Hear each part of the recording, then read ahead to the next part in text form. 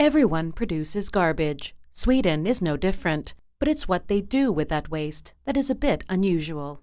Swedes produce a fair amount of waste, approximately 460 kilos per person and year, which amounts to 4.4 million tons every year. Less than 1% goes to landfill, and the rest is about 50-50 recycled and energy recovery.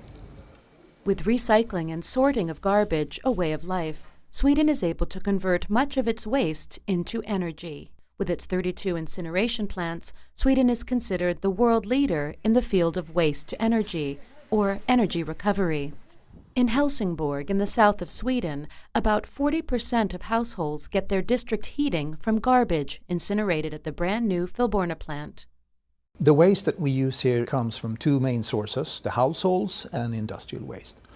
It is sorted, meaning that scrap metal, foodstuffs, glass, etc. has been sorted prior to incineration here.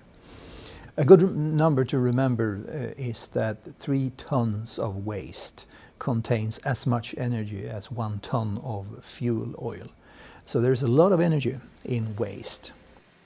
In Sweden, we incinerate 2.2 million tons of household waste in these plants every year.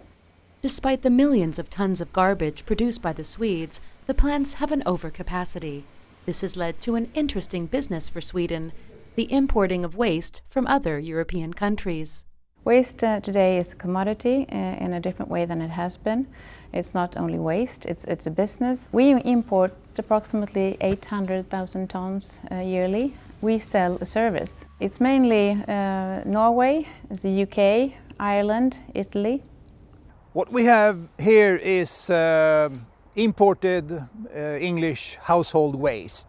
Each one of these weighs about 700 kilos, which corresponds to 200-250 kilos of fuel oil in energy terms. So there's a lot of energy here. 20% of the fuel that we use here at the Filborna plant is imported primarily from England. It is sorted waste. Metals has been sorted out, glass has been sorted out, foodstuffs has been sorted out. The English authorities, the English government is increasing taxes on landfills every year. So there's a pressure on finding other solutions than landfills in England. It seems like a win-win. Good business for Sweden and less landfill in Europe.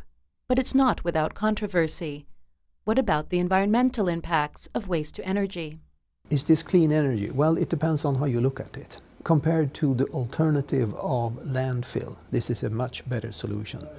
Having said that, all incineration of waste must be done in a proper manner. We are at half of the levels that are actually permitted. So we are far below the emission levels that the authorities has demanded from us.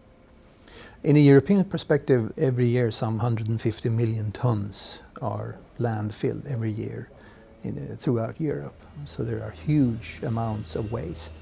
As we speak, EU is looking at the legislation and the Waste Framework Directive, and we think that they're going to suggest higher recycling targets and also more landfill bans. I think in the long run, the world needs to produce less waste. The world has a garbage problem. In the meantime, waste incineration and extracting energy from the waste is a good solution.